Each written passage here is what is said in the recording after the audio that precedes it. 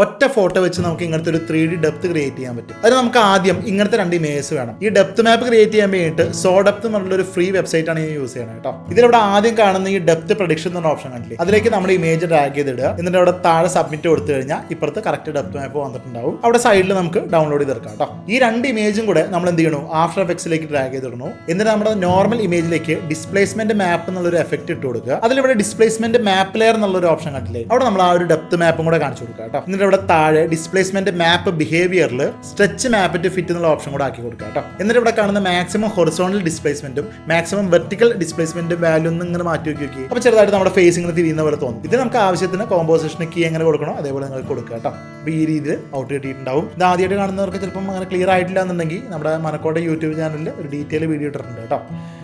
കൂടെ നിന്നാ നമുക്ക് എല്ലാവർക്കും ഒരുമിച്ച് വന്ന് ഒരു മനക്കോട്ടയായിട്ട്